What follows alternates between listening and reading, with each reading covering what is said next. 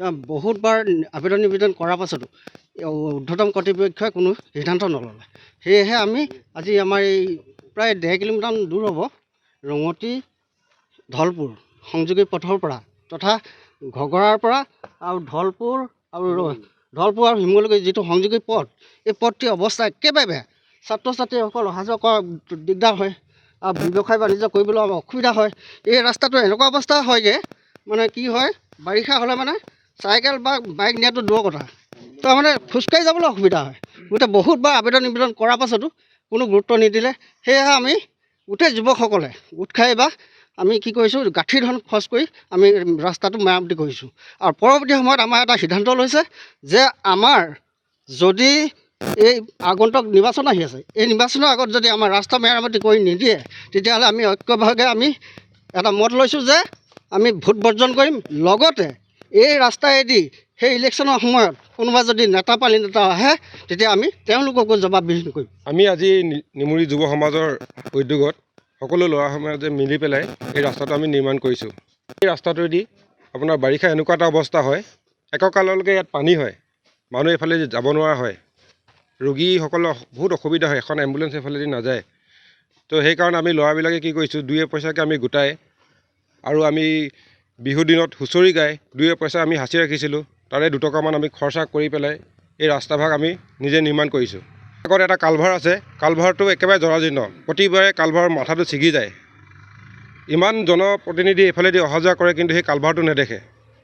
মাত্ৰ ভোট বিচাৰি ইয়ালৈ আহে, ভোট বিচাৰি অহাৰ পিছত কেতিয়াও এইফালে এইটো ৰাস্তাইদি অহা দেখা পোৱা যোৱা নাই আজিলৈকে।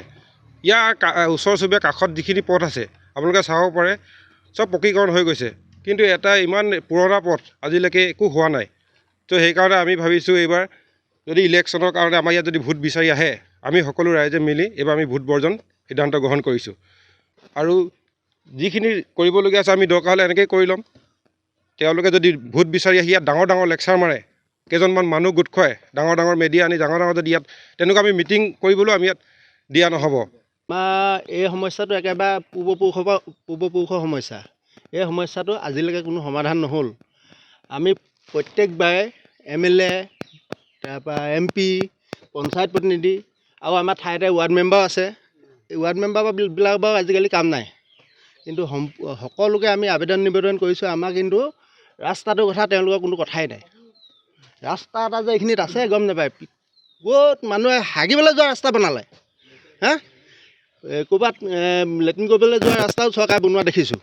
তেনেকুৱা ৰাস্তাখিনিলৈ চকু পৰে। আমাৰ এইটো ইমান এটা ডাঙৰ ৰাস্তা, ঘগৰাৰ পৰা, ৰঙতিৰ পৰা, চুমধৰা, মিছামৰা, নাইনপুল, এইপিনে খ্ৰীষ্টান গাঁও, ধলপুৰ শিমলুগুৰিৰ পৰা ফাটি গৈ এইটো খ্ৰীষ্টান গাঁৱৰ ৰাস্তা। এই ৰাস্তাটোৰ কাৰণে আমি প্ৰতি বছৰে আবেদন নিবেদন কৰোঁ চৰকাৰৰ ওচৰত। তেওঁলোকে কি ভাবে কি কয় নাজানো। তেওঁলোকে অকল ইলেকশ্যনৰ টাইমত আহিব, ক'ব হ'ব আপোনালোকৰ এইবাৰ ৰাস্তা হৈ যাব, আমি আমুকত ধৰি থৈছোঁ। নেজানো আমি, গাঁৱলীয়া মানুহ এনেকুৱা শব্দ কিছুমান কৈ থৈ গুচি যায়, আমি একো গম নাপাওঁ। আহিব একদম ধুনীয়াছে বহিব। আমাৰ গাঁৱতো ৰাইজ আছে, তেখেতলোকে আগতে আবেদন নিবেদন কৰিছে যদিও একো কাম দিয়া নাই। আহে মুঠতে আহি আৰু গামোচা পিন্ধিব, বিচনা চাদৰ ওপৰত বহিব, লেকচাৰ দিব, ডিঙিত একদম গামোচা লৈ নীলাহী উলিয়াই কথা ক'ব, আমাৰ সোপাক খোলা ভাই মূলা কৰি থৈ গুচি যায়। এইবাৰ আমি যুৱ সমাজে আমাৰ নিজৰ গাঁঠি ধন খৰচ কৰি এই ৰাস্তাটো বনাইছোঁ, কালভাৰ পুতিছোঁ। আৰু এই ৰাস্তাবিলাক আমাৰ নিজৰ পইচা, ইয়াত কাৰো আশীৰ্বাদ নাই। ইয়াত কোনো পলিটিকেল লিডাৰ কিবাকিবিয়ে আশীৰ্বাদ নাই। আমি মাত্ৰ এই আপোনালোকৰ জৰিয়তে এটাই অনুৰোধ জনাম, আমি এইখিনিত আমাৰ খং উঠিছে, আমাৰ ওপৰতে ৰজা হৈ আমাৰে কাম কৰি দিয়া নাই। ইয়াত আকৌ নেক্সট প্ৰতিনিধি আহিবলৈ হ'লে আমাক ফাৰ্ষ্ট টাইম কথা দি ল'ব লাগিব, আপোনালোকৰ ৰাস্তা 6 মাহ 1 বছৰৰ ভিতৰত আমি বনাই দিম, আধা ইলা স্থাপন কৰিব লাগিব। যেনেকৈ এই বেলেগত ক'ৰবাত অকণমানি পুখুৰী এটা খান্দি লৈ ফ্লেগ এখন মাৰি থৈ দিয়ে যে, পুখুৰী বনালে এইটো আমুক আঁচনি তামুক আঁচনি এনেকুৱা কৰি, আমাৰ ইয়াতো এনেকৈ আঁচনিৰ নাম কৰি ফ্লগ লগাই যদি ইলেকশ্যনৰ ভোট বিচাৰি আহে তেতিয়া আমি সোমাব দিম, নহ'লে ইয়াক এইখিনিৰ পৰাই খেদা। এইবাৰ আহিবই আকৌ ভাষণ দিব, ডাঙৰ লেকচাৰ দিব, আমাক ক'ব পকী ৰাস্তা বনাই দিম, আপোনালোকক কালভাৰ্ট বনাই দিম। কিন্তু সেইবিলাক এইবাৰ আমি কথা নুশুনো। ফাৰ্ষ্ট কাম, নেক্সট তোমালোকক কি লাগে আমি কৈ দিম।